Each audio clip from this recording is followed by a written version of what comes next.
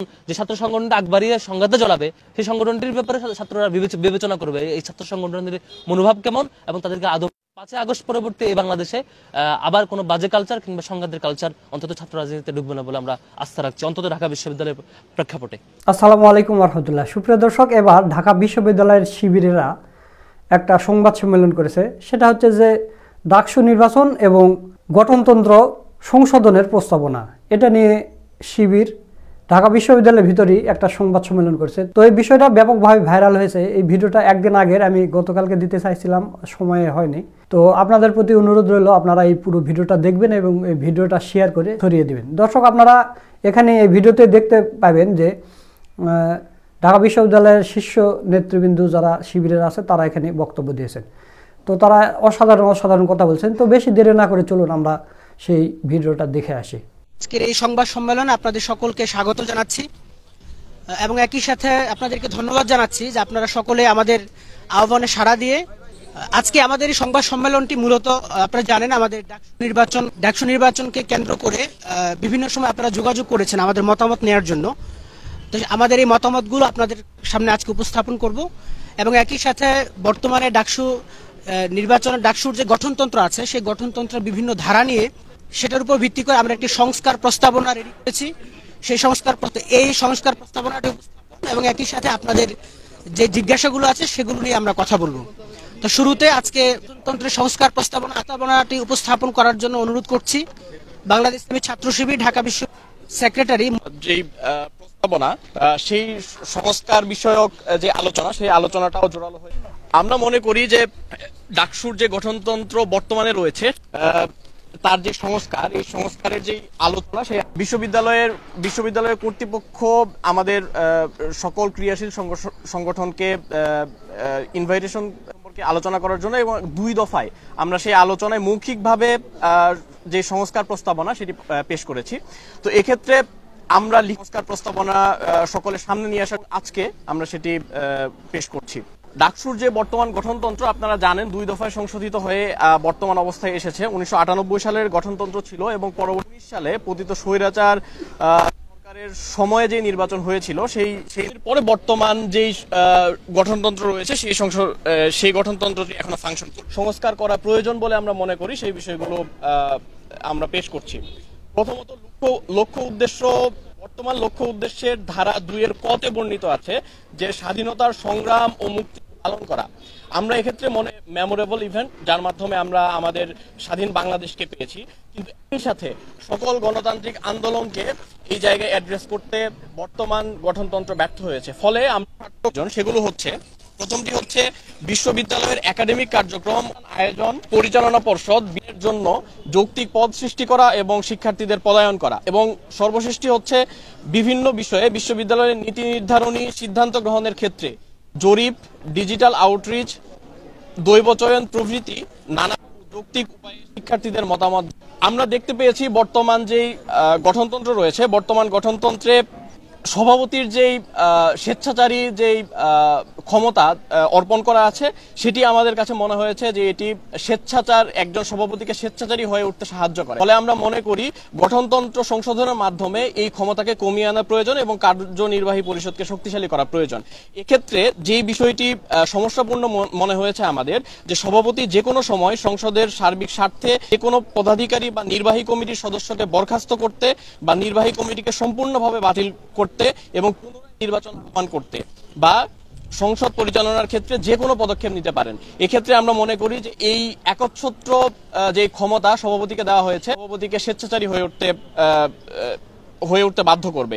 ফলে আমরা মনে করি যেহেতু ডাকসু একটি নির্বাচিত কাঠামো এবং এই নির্বাচিত কাঠামোতে সভাপতি পদটি অনির্বাচিত, এক্ষেত্রে সভাপতির পদটি কোনো ধরনের নির্বাহী কার্যক্ষমতা থাকা উচিত নয় এবং এই পদটিকে সম্পূর্ণরূপে আলংকারিক পদ হিসেবে ঘোষণা করতে হবে এবং সভাপতির সমস্ত ক্ষমতা সীমিত। আমরা দেখতে পেয়েছি যে ডাকসুর যে পদগুলো রয়েছে, নির্বাহী এবং অন্যান্য পদ, সেই পদের ক্ষেত্রে কিছু সংশোধনীর ব্যাপারে আমরা প্রস্তাবনা করেছি। সর্বশেষ এই সংশোধনী এসেছিল 2019 সালের যেই গঠনতন্ত্র সংস্কার, সেই সংস্কারের জায়গা থেকে। আমরা মনে করি বিদ্যমান যে পদ এখন বর্তমান যেটি রয়েছে 5 ঙ, স্বাধীনতা সংগ্রাম ও মুক্তিযুদ্ধ বিষয়ক সম্পাদক। এক্ষেত্রে আমরা দুটি সমস্যা লক্ষ্য করেছি।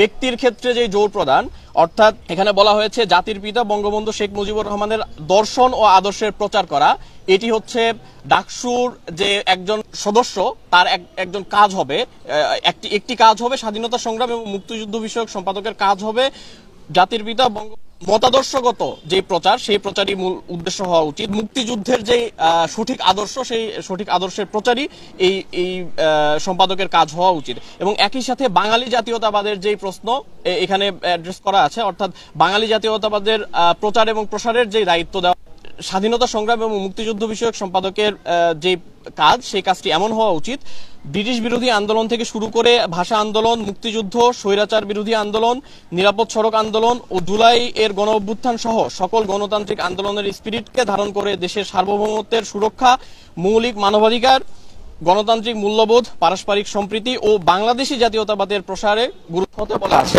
কমন রুম এবং ক্যাফেটেরিয়া বিষয়ক সম্পাদক, এক্ষেত্রে কাজের ক্ষেত্রে বলা আছে যে কমন রুম এবং ক্যাফেটেরিয়া বিষয়ক সম্পাদক ইনডোর গেমস এবং ইনডোর গেমস রুমের তত্ত্বাবধান করবেন এবং এটি বাস্তবায়নের ক্ষেত্রে কাজ করবেন। এক্ষেত্রে আমরা মনে করি যে দুইটি এবং পাঠকক্ষের ব্যবস্থা আছে, সুতরাং এই বিষয়টির দিকে নজর রাখার জন্য পাঠাগার, পাঠকক্ষ এবং কমন রুম বিষয়ক সম্পাদকের প্রয়োজন আছে এবং ক্যাফেটেরিয়া এবং ক্যান্টিন বিষয়ক সম্পাদক, এই দুটি পদ সৃষ্টির মাধ্যমে এই বিষয়গুলোকে সুচারুভাবে বাস্তবায়ন করা সম্ভব। এক্ষেত্রে আমরা মনে করি যেহেতু কাজের সামঞ্জস্যতা রয়েছে, ফলে সাংস্কৃতিক বিষয়ক সম্পাদক এবং সাহিত্য সম্পাদক এই দুইটি পদকে একসাথে মার্জ করে সাহিত্য ও সংস্কৃতি বিষয়ক সম্পাদক হিসেবে একীভূত করা যেতে পারে। এক্ষেত্রে আমরা সময়ের চাহিদার আলোকে দুটি নতুন পদ সৃষ্টি করার জন্য প্রস্তাবনা পেশ করছি। একটি হচ্ছে নারী ও সমতা বিষয়ক সম্পাদক এবং দ্বিতীয়টি হচ্ছে ধর্ম ও সম্প্রীতি বিষয়ক সম্পাদক। বিদ্যমান গঠনতন্ত্রতে নির্বাচন, পরবর্তী ক্ষমতা যখন নির্বাহী পরিষদ যে নির্বাচন, সেই নির্বাচন কবে হবে এই বিষয়ে বর্তমান যে গঠনতন্ত্র সেখানে স্পষ্টভাবে বলা আছে যে 365 দিন এই নির্বাহী পরিষদের কার্যকাল হবে এবং এই 365 দিন পর 90 দিনের ভেতরে 365 দিন থেকে শুরু করে এর পরবর্তী সময় থেকে শুরু করে 90 দিনের ভেতরের একটা সময়ে পরবর্তী নির্বাচন নিশ্চিত করতে হবে। কিন্তু এই বিষয়ে স্পেসিফিক ভাবে কোনো ধরনের কোনো গাইডলাইন দেওয়া হয়নি। সে কারণে আমরা মনে করি যে আমাদের প্রস্তাবনা হচ্ছে যে সংসদে মেয়াদ শেষ হওয়ার 30 দিনের মধ্যে নির্বাচন কমিশন গঠন করতে হবে। এক্ষেত্রে নির্বাচন কমিশন ডাকসু সভাপতি প্রধান নির্বাচন কমিশনারকে মনোনয়ন দিতে পারবেন এবং ডাকসুর যে কার্যনির্বাহী পরিষদ এটার মতামতের ভিত্তিতে 2 জন নির্বাচন কমিশনার এবং সিন্ডিকেটের সদস্যদের পরামর্শের ভিত্তিতে 2 জন নির্বাচন কমিশনার, অর্থাৎ মোট 5 জন নির্বাচন কমিশনারের মাধ্যমে নির্বাচন কমিশন গঠিত হবে এবং এই নির্বাচন কমিশন 90 দিনের ভেতরে পরবর্তী ডাকসু নির্বাচন অনুষ্ঠিত করতে বাধ্য থাকবেন। এক্ষেত্রে যদি 90 দিনের ভেতরে নির্বাচন বাস্তবায়ন করা সম্ভব না হয় তাহলে সভাপতি এর দায়ভার বহন করবেন এবং জবাবদিহিতা করবেন। এক্ষেত্রে আরেকটি বিষয় রয়েছে, সেটি হচ্ছে যে বর্তমান গঠনতন্ত্রের সংশোধন। ঢাকা বিশ্ববিদ্যালয়ের সিন্ডিকেট যখন প্রয়োজন মনে করবে তখনই এই গঠনতন্ত্র সংশোধন করতে পারবে, কিন্তু এই বিষয়টি নিশ্চিত যে সিন্ডিকেটের সাধারণ শিক্ষার্থীদের যে রিপ্রেজেন্টেশন সেটা খুবই কম। সে কারণে আমরা মনে করি যে সুতরাং আমরা মনে করি এই ক্ষমতাটি কার্যনির্বাহী পরিষদের উপর ন্যস্ত করা উচিত। ফলে আমরা প্রস্তাবনা পেশ করছি যে ডাকসুর কার্যনির্বাহী সংসদের 2/3 মতামতের ভিত্তিতে ডাকসুর গঠনতন্ত্র সংশোধন, পরিবর্তন ও পরিমার্জন করতে হবে। সিন্ডিকেটের অনুমোদন সাপেক্ষে সংশোধনী কার্যকর হবে। কোন সংশোধনী কার্যকরী পরিষদ সেটি পুনর্বিবেচনা করবে।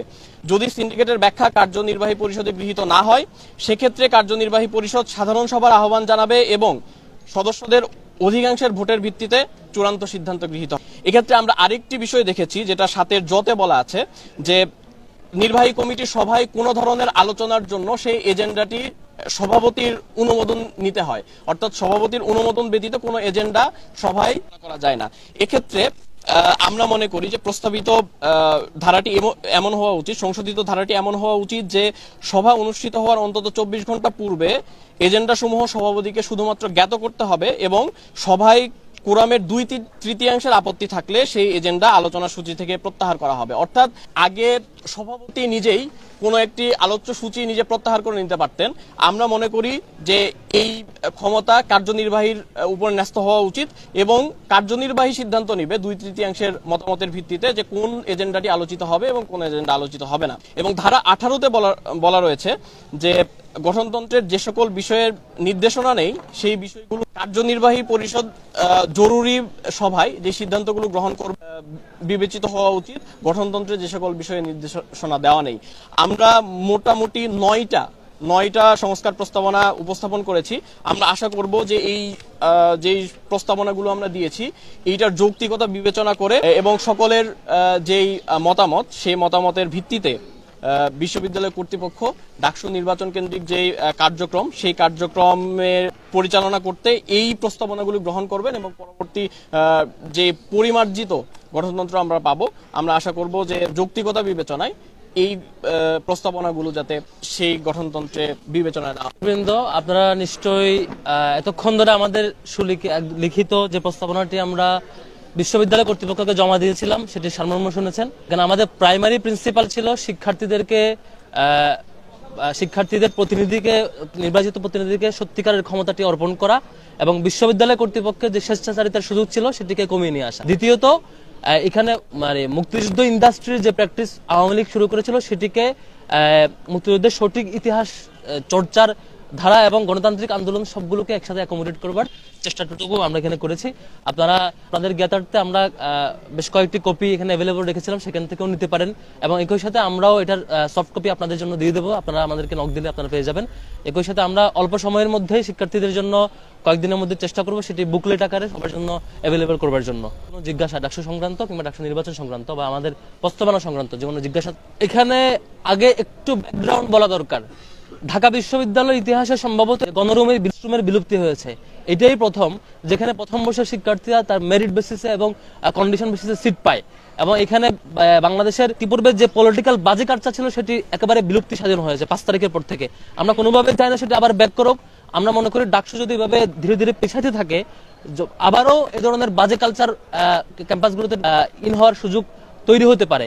বরং যদি ডাকসু অন টাইমে হয়, ডাকসু দ্রুত সময়ের মধ্যে হয়, নিয়মিত ডাকসু হয়, তাহলে যেটা দেখা যাবে যে শিক্ষার্থীদের প্রতিনিধিত্ব তারা করতে চাবেন, রাজনৈতিক ছাত্র সংগঠনগুলোর নেতৃবৃন্দ তারা শিক্ষার্থীদের কাছাকাছি আসতে বাধ্য হবে এবং বাজে কালচার থেকে সিন্ডিকেট মিটিং কল করে এবং অথরিটির প্রয়োজনীয় মিটিংগুলো কল করে জানুয়ারির মধ্যে সংস্কার নিশ্চিত করা এবং জানুয়ারির মধ্যেই ডাকসুর পূর্ণাঙ্গ রুটম্যাপ ঘোষণা করা, যাতে করে আমরা বিশ্ববিদ্যালয় কর্তৃপক্ষ যেটি বলেছিলেন মনে করেন সেটি বাস্তবায়ন হয়, সেটি যৌক্তিক কারণ দর্শাবেন এবং আমাদেরকে রুটম্যাপ জানাবেন বলে আমরা দাবি করছি এবং দ্রুত সময়ের মধ্যে ডাকসু হোক সেটাই চাই, যাতে করে কোনো ধরনের কোনো মাধ্যমে কোনো কারণে আমাদের হলগুলোতে আবার কোনো রাজনৈতিক বাজে কালচারের প্রবেশ বা অনুপ্রবেশ না ঘটে। এবং অন্যান্য সংগঠনগুলো বিরোধিতা থাকবে কিনা এ প্রশ্ন আসছে।